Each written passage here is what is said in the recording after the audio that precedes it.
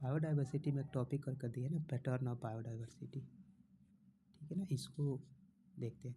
तो वहाँ पर 2 गो टॉपिक दिया है कि जो पैटर्न ऑफ बायोडाइवर्सिटी है ना, कि बायोडाइवर्सिटी किस किस पैटर्न पर ये डिपेंड करता है, उसमें कह रहा है 2 गो उसको समझाने के लिए। एक तो कहता है लैटिट्यूडनल ग्रेडियंट। लैटिट्यूडनल ग्रेडियंट क्या हो थोड़ा बहुत बताते हैं। जैसे अपना ये अर्थ हो गया ना, ये होता है इक्वेटर, इसके जस्ट पास वाला एरिया जो ये होता है ना, इसको तो बोलते हैं ट्रॉपिकल रीजन, इसके बाद वाला को टेम्परेट रीजन, और सबसे ई वाला एरिया होता है उसको बोलते हैं पोलर रीजन। ऐसा ही नीचे भी होता है, इस वाला जो इक्वेटर के पास वाला जो एरिया होता है ना, इसको बोलते हैं ट्रॉपिकल रीजन। इसके बाद वाला ई वाला जो एरिया होता है ना, टेम्परेट बोलते हैं, नीचे वाला जो होता है पोलर बोलते हैं। तो इसको कहने का था ना कि ये जो समझाएगा ना आपको लैटिट्यूडनल ग्रेडियंट में, कि जैसे इक्वेटर से आप ऊपर जाओगे चाहे नीचे जाओगे ना, स्पेसीज डाइवर्सिटी जो होता है ना वो डिक्रीज होते जाता है। और सबसे ज़्यादा जो स्पेसीज रिचनेस का ये चाहे डाइवर्सिटी देखने को मिलता है इस रीजन में मिलता है, इस रीजन में। और ये कौन सा रीजन होता है? ट्रॉपिकल रीजन होता है। जितना भी देखिएगा अमेजन रेन फॉरेस्ट वगैरह जितना भी सब इसी रीजन में मिलेगा आपको, ठीक है ना। तो इसमें ज़्यादा होता है यहाँ पर। ऐसा क्यों होता है? क्योंकि यहाँ का जो टेम्परेचर होता है ना वो वेरी नहीं करता है, ये फिक्स टेम्परेचर होता है। लेकिन यही देखिएगा टेम्परेट रीजन में ना, तो वहाँ पर ना टेम्परेचर जो होता है ना, चाहे इन्वायरमेंट का ये ना, ये चेंज होते रहता है। तो ये भी आप ध्यान दीजिए।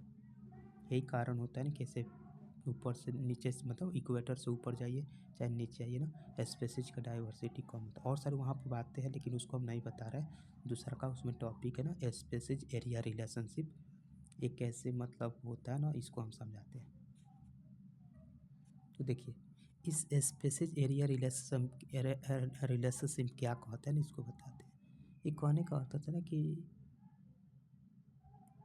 कहता था ना कि अगर मान लो स्टडी मतलब जिस एरिया का आप स्टडी करो, चाहे एक्सप्लॉर्ड एरिया आप जैसे जैसे बढ़ाते हो ना, वैसे वैसे देखने को मिलता है ना कि स्पेसीज रिचनेस जो होता है ना वो बढ़ता हुआ दिखाई देता है, ठीक है ना। एक साइंटिस्ट था अलेक्जेंडर वान हम्बोल्ट, ये तो था जर्मन का था, जियोग्राफर भी था और नेचुरलिस्ट भी। बात ये भी ध्यान रखिएगा कि जर्मन का था, जियोग्राफर था, नेचुरलिस्ट था। पूरा नाम क्या था? Alexander von Humboldt. यही एक कॉन्सेप्ट दिया था स्पेसीज एरिया रिलेशनशिप। ये एक जंगल है अमेजन के, साउथ अमेजन है ना, अमेजन का ना साउथ अमेरिकन जंगल है ना, वहीं पर ही इसका स्टडी किया था और ये रिलेशनशिप उसी के बेसिस पर दिया था। वो ये देखा था ना कि within a region species richness increases with increasing explored area but up to a certain limit. इसके कहने का मतलब था ना कि जैसे जैसे हम लोग एक्सप्लॉर्ड एरिया मतलब स्टडी करने वाला क्षेत्र बढ़ाते हैं ना किसी जंगल में किसी स्पेसीज के लिए ना, तो उस कंडीशन में ऐसा देखा गया है ना कि वहाँ पर जो स्पेसीज रिचनेस होता है ना वैसे ही बढ़ते जाता है, ठीक है ना। तो वहाँ से एक क्या निकाला था, रिलेशन निकाला था कि स्पेसीज रिचनेस को यहाँ से एस डायरेक्टली होता है ना एरिया का पावर जेड के, ये वही बताया था। यहाँ से वो रिलेशन बताया था कि स्पेसीज रिचनेस जो होता है ना वो डायरेक्टली हो जाएगा एरिया का पावर जेड, दो नहीं है पावर जेड है, तो याद रखिएगा। जैसे ही प्रोपोर्शनलिटी कांस्टेंट होता है ना, तो यहाँ पर उसके जगह पे कोफिशिएंट आता है, सी ऐसे बोल देते हैं, ठीक है ना। तो ओवरऑल क्या हो जाएगा इसका, एस इजकल टू सी ए के पावर जेड। यहाँ पर देखिए एस जो होता है इसको बोलते हैं स्पेसीज रिचनेस, और ए जो होता है इसको बोलते हैं ना एक्सप्लॉर्ड एरिया बोलते हैं, ठीक है ना। सी को क्या बोल सकते हैं, प्रोपोर्शनलिटी कांस्टेंट इक्वेशन के लिए बोल सकते हैं। आइए इसका ग्राफ बनाते हैं। तो वाई एक्सिस पर क्या मान लिए, स्पेसीज रिचनेस, एरिया किस पर मान लिए, इस पर। तो ग्राफ बनाएंगे तो बताइए इसका इंटरसेप्ट कितना है, 0 है ना। आई जब पावर स्क्वायर होता है इतना रहता है, तो ये रेक्टेंगुलर हो आता है, तो ये हो गया। तो ये कैसा बोला, रेक्टेंगल हाइपरबोला बना है, ठीक है ना। देख लीजिए यहाँ पर देखिए पहले इतना एरिया था ना, तो इतना स्पेसिस जैसे बढ़ाया तो फिर से इतना बढ़ा, फिर से बढ़ा, और एक टाइम आता है उसके बाद से देखिए ना, उसके बाद से कांस्टेंट आपको दिखाई देगा। तो यही सर्टेन लिमिट, यही आपका सर्टेन लिमिट हो गया, इतना ही तो लिमिट तक होता है, ठीक है ना। तो कहना वो यही चाहता था, क्या कहता था कि जैसे जैसे किसी रीजन में ना स्पेसिस रिचनेस जो होता है ना बढ़ते जाता है, जैसे जैसे क्या करते हैं इंक्रीज करते हैं ना एक्सप्लॉर्ड एरिया को। ये ध्यान दीजिए। ये जो रिलेशन बताया था ना, ये जो रिलेशन वो बताया था ना वाइड वैरायटी टैक्सा के लिए, मतलब वाइड वैरायटी टैक्सा कोई ले लो, एंजियोस्पर्मिक प्लांट ले लो, चाहे किसी उसमें बर्ड के ले लो, चाहे एनिमल्स के लो, उसके लिए बताया था कि ऐसा होता है, एक और कंडीशन होता है कि मान लो हम दोनों साइड में इस इक्वेशन में हम लॉग लेते हैं बोथ साइड, ठीक है ना। तो लॉग लीजिएगा तो क्या हो जाएगा, लॉग एस हो जाएगा। लेकिन देखिए एक इसमें मल्टीप्लाई में है, तो मल्टीप्लाई में है तो एडिशन में टूटता है, तो इसको कैसे लॉग सी हो जाएगा प्लस इसका ए के पावर जेड का क्या हो जाएगा, इसका लॉग लीजिए तो जेड तो पावर आ जाएगा, आ जाता है लॉग सी। तो पूरा इक्वेशन लॉग लेने के बाद से ए बनता है। देखिए कैसे लॉग लीजिए तो बनेगा ना। इसमें देखिए हम अब इसका ग्राफ बनाना चाहते हैं इसके लिए, तो इतना को मान लेते हैं वाई, तो वाई एक्सिस पर दिखा दिया इतना जो टर्म है ना इसको एक्स मान लेते हैं, तो इतना को तो एक्स मान लिए। देखिए ये क्या है, तो कांस्टेंट वैल्यू है ना, इस स्लोप का वैल्यू होता है, तो y equal to m x plus c पर ग्राफ बनाइएगा। तो देखिए यहाँ पर कांस्टेंट कितना माने वाई इंटरसेप्ट कितना जो सी बोलते हैं इतना आया है, तो ये जो आता है ना निकल का इतना वैल्यू वो आ जाएगा लॉग सी के बराबर, ठीक है ना। लेकिन सोचिए ये एक्स के कोफिशिएंट में, एक्स के कोफिशिएंट में जितना होता है ना उसको स्लोप बोलते हैं, तो यहाँ पर कितना था वो जेड था, तो इसका मतलब अगर लॉग के फॉर्म में इसका बनाएंगे ना स्पेसिज रिचनेस वाला, तो उस कंडीशन में जो जेड आएगा ना उसको क्या बोलते हैं, स्लोप बोलते हैं। इसका स्लोप हो गया जेड स्लोप के बराबर हो गया, ठीक है ना। और क्या क्या देख सकते हैं यहाँ से, और यही देख सकते हैं ना कि इंटरसेप्ट कितना आता है, इतना आता है, तो वाई इंटरसेप्ट मतलब इतना जो वैल्यू होता है ना वो लॉग सी के बराबर होता है, जिसको सी से बोलते हैं, और इसका स्लोप कहिए चाहे एम कहिए उसी को स्लोप से बोलते हैं, ये किसका जेड के बराबर है। तो ये ध्यान दीजिए।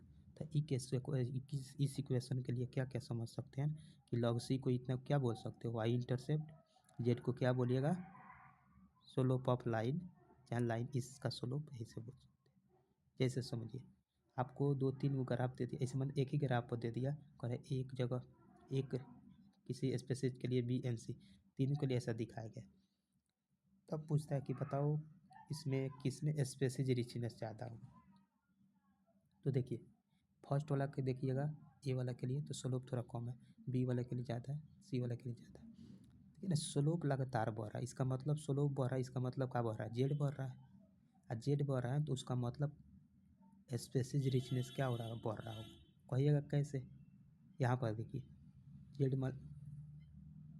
जेड मल्टीप्लाई कीजिएगा ना तो ओवरऑल वैल्यू ये बढ़ेगा, तो स्पेसिस रिचनेस भी तो बढ़ेगा। ऐसे भी समझ सकते हैं ना, तो ऐसे भी समझ सकते हैं। क्या कीजिए किसी एक ही एरिया पर चेक कर लीजिए। कैसे चेक कीजिए, मान लीजिए हम इस एरिया पर के लिए इस एरिया के लिए चेक करते हैं, तो यहाँ पर देखिएगा तो इसके तीनों कॉमन है। इसमें देखिए ए वाले के लिए इतना स्पेसिस रिचनेस है, बी वाले के लिए इतना आ रहा है, सी वाले के लिए, इसका मतलब जिसका जितना स्लोप होगा ना उसका उतना ही स्पेसिस रिचनेस ज़्यादा आएगा। आप स्लोप बोल सकिए, नहीं तो ऐसे बोले ना ग्राफ देखे ना ज़्यादा स्टीपर हो रहा है, मैंने ढलान ज़्यादा हो रहा है, तो इसका मतलब स्पेसिस रिचनेस बढ़ रहा है। तो समझिएगा स्लोप बढ़ेगा तब स्पेसिस रिचनेस बढ़ेगा, चाहे स्टीपर होगा तब भी इसका मतलब होता है कि स्पेसिस रिचनेस बढ़ेगा। इसका मतलब सबसे ज़्यादा स्पेसिस रिचनेस सी के लिए आएगा, देन बी के लिए आएगा, देन ए के लिए आएगा। चाहे जेड का वैल्यू भी आपसे पूछ सकता है, तो ये ध्यान रखिएगा। तो इतना कुछ बताइए इसे, इसमें याद कर रखिएगा कि बताइए स्पेसिस एरिया रिलेशनशिप किसने दिया था, अलेक्जेंडर वान हम्बोल्ट। कहाँ का था, जर्मन का था। क्या था, नेचुरलिस्ट था और जियोग्राफर था। कौन से जंगल में, तो साउथ अमेरिकन जंगल में ये देखा गया था। इसका स्टेटमेंट क्या था कि within a region species richness increases with increasing explored area but up to a certain limit का होता है। और वहाँ से रिलेशन क्या दिया था कि एस डायरेक्टली प्रोपोर्शनल टू ए के पावर जेड, ठीक है ना। यहाँ से वाई हटा तो सी कोफिशिएंट आता है, कॉन्स्टेंट आता है, प्रोपोर्शनलिटी कॉन्स्टेंट, और इसका जब ग्राफ बनाइएगा तो ये आता है। और ये जो देखा था ना उस टाइम वाइल्ड वैरायटी के लिए देखा था, तो कुछ ऐसा आया था। अब मान लीजिए दोनों साइड जब लॉग लेकर कीजिएगा तो उसके बाद से इक्वेशन आपको बनूगा ऐसे, और ये इक्वेशन देखिए तो स्ट्रेट लाइन तो अब आ रहा है ना इस टाइम, तो ये इस टाइम अगर आप आएगा कैसा स्ट्रेट लाइन, ठीक है ना। तो ये ध्यान दीजिएगा। बट एनसीईआरटी देखिएगा तो दोनों ग्राफ को एक ही में मर्ज करके बनाया है, तो उसको भी ध्यान दीजिए, ऐसे करके बनाया है तो उसको आप ध्यान दीजिए। ये ऊपर दिखा दिया हुआ कि एस इक्वल टू सी ए के पावर जेड का दिखा दिया, और ए वाला लॉग वाला दिखा दिया, तो ध्यान दीजिए, ठीक है ना। किसी में स्पेसिस रिचनेस ज़्यादा देखना होगा तो स्लोप चेक कर लीजिए, अगर आप दिया होगा तो ऐसे कर सकते हैं। वैसे ही जैसे एनसीईआरटी में एक और बात लिखते हैं ना कि जो इस इक्वेशन में देखे थे ना कि log x is equal to log c plus Z log a। इस इक्वेशन में देखे थे ना, तो ये जो जेड का वैल्यू होता है इसी को स्लोप बोलते हैं ना। तो एक इस इक्वेशन में मैंने बोलता है ना कि जैसे भी जो भी बायोलॉजिस्ट है ना, ठीक है ना, इकोलॉजिस्ट बायोलॉजी, तो वो जो वैल्यू इसका निकालें तो जेड का जो रेंज आता है ना 0.1 से 0.2 के बीच में देखा गया, इसी के बीच में लाई करता है, ठीक है ना। ये किसके लिए देखा गया था, मतलब कि